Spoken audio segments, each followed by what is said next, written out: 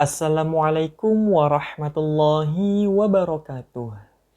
Alhamdulillah nahmaduhu wa nasta'inuhu wa nastaghfiruh wa na'udzu billahi min syururi anfusina wa min sayyiati a'malina may yahdihillahu fala mudilla lahu wa may yudlilhu fala hadiyalah. Asyhadu an la ilaha illallah wa asyhadu anna Muhammadan abduhu wa rasuluh. Allahumma sholli ala Muhammad wa ala alihi wa sahbihi ajma'in. Amma ba'd. Alhamdulillah, bagaimana teman-teman kabarnya hari ini? Semoga teman-teman masih dalam keadaan sehat ya.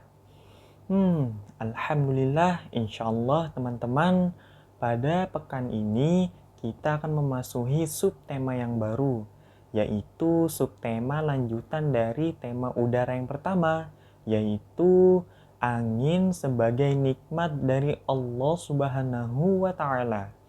Namun, pada hari ini kita akan membahas lawan dari angin sebagai nikmat, yaitu angin sebagai azab dari Allah Subhanahu wa Ta'ala. Apa saja ya yang akan kita bahas pada hari ini? Langsung saja ya teman-teman, kita akan membahas pada pertemuan hari ini. Mohon teman-teman simak video ini hingga selesai ya. Mulai kita membahas kembali tentang pengertian angin dalam Islam. Teman-teman masih ingat tidak apa yang dimaksud angin berdasarkan pandangan Islam? Kalau begitu, Bapak ingatkan kembali ya. Angin adalah makhluk yang diciptakan juga oleh Allah Subhanahu wa Ta'ala. Angin itu bertiup atau bergerak mengikuti perintahnya dan setelah mendapatkan izin darinya. Angin adalah makhluk yang diatur dan diperintahkan. Terkadang angin datang dengan membawa kabar gembira dan rahmat Allah Subhanahu wa Ta'ala. Namun, di waktu yang lain, angin juga dapat membawa azab dan hukuman Allah Subhanahu wa Ta'ala. Teman-teman sudah mengetahui belum apa sih yang dimaksud dengan azab? Jika belum mengetahuinya, maka akan Bapak sampaikan ya. Azab merupakan siksa, hukuman, atau peringatan dari Allah Subhanahu wa Ta'ala. Peringatan atau hukuman ini disampaikan melalui tanda-tanda alam di sekitar kehidupan kita.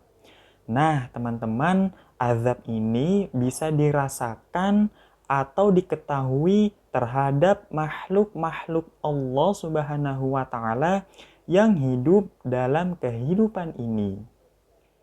Dan teman-teman pastinya ya, angin yang dijadikan sebagai azab dari Allah Subhanahu wa Ta'ala pasti memiliki dampak yang tidak baik bagi kehidupan dunia ini, teruntuk umat manusia. Teman-teman ingin tahu seperti apakah angin yang sebagai azab bagi umat manusia dalam kehidupan ini? Mari teman-teman kita saksikan video berikut ini.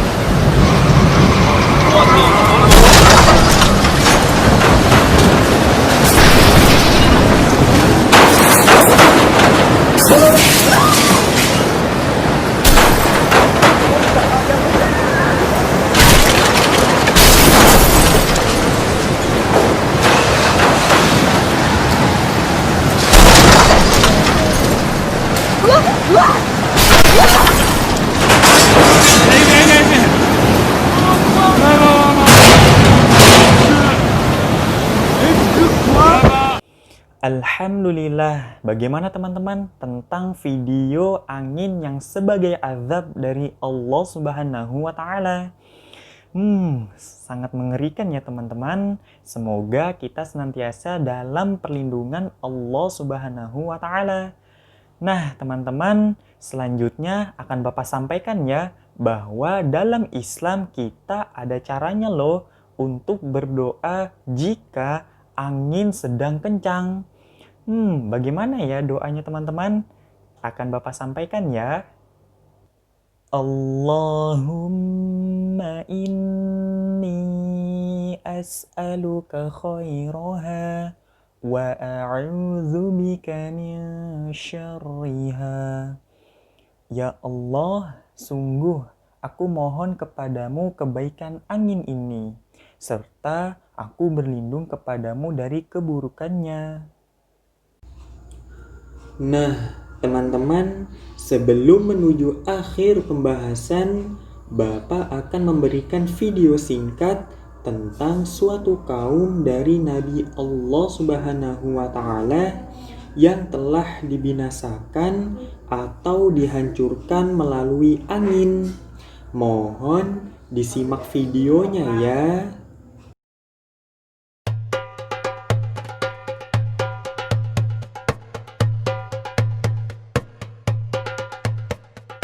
Setelah sebagian besar kaum Nabi Nuh dimusnahkan dengan banjir bandang, Allah memberi anugerah kepada sebagian kaum yang beriman dengan kehidupan yang lebih baik. Salah satunya adalah kaum Ad.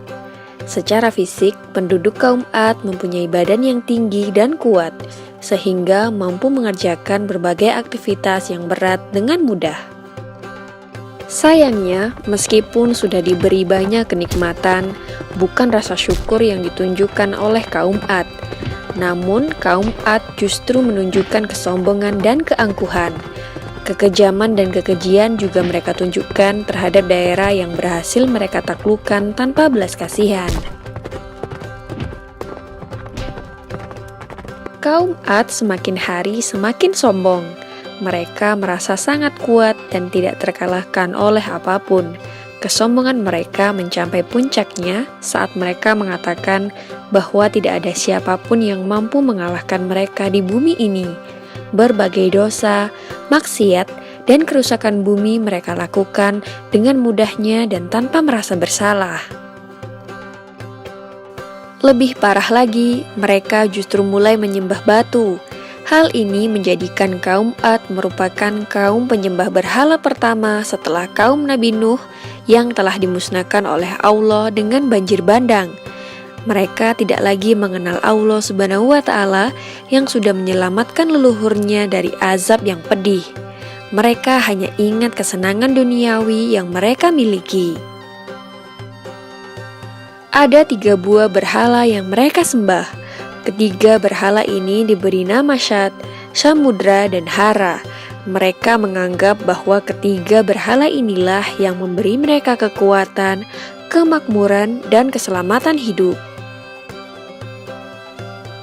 Untuk menghadapi akhlak dari kaum Ad yang semakin parah, Allah mengutus Nabi Hud di antara kaum tersebut untuk memperbaikinya.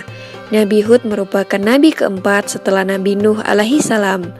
Beliau lahir dari salah satu keluarga kaum Ad dengan ayah bernama Abdullah yang merupakan salah satu saudara dari pemuka kaum Ad itu sendiri.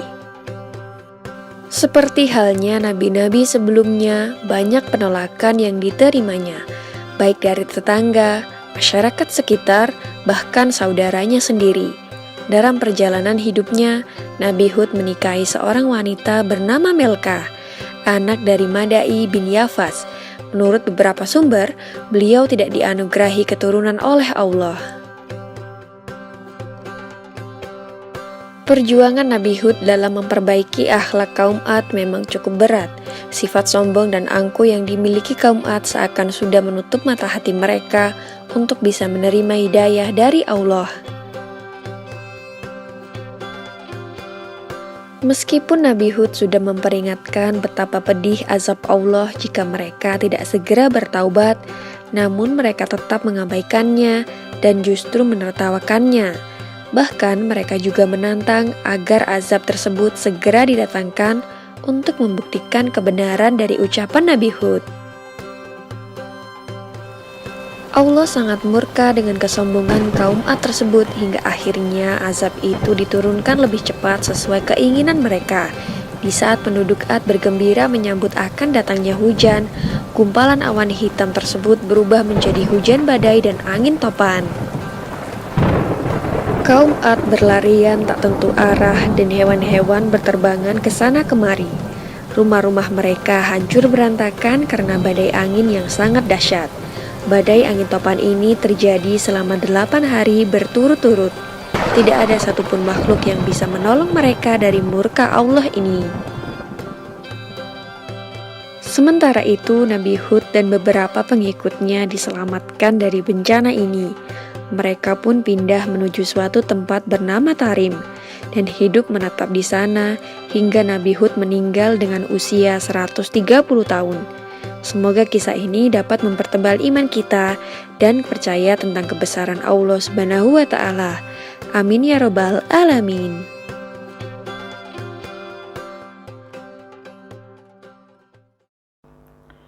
Teman-teman, dari kisah Nabi Hud alaihi salam dan kaum Ad, kita dapat mengetahui bahwa angin merupakan makhluk yang benar-benar diperintah oleh Allah Subhanahu wa Ta'ala. Dan hal ini tidak asing bagi kita, bahwa apapun yang terjadi dalam kehidupan ini merupakan kekuasaan Allah Subhanahu wa Ta'ala yang menetapkan seluruhnya aturan dalam kehidupan manusia.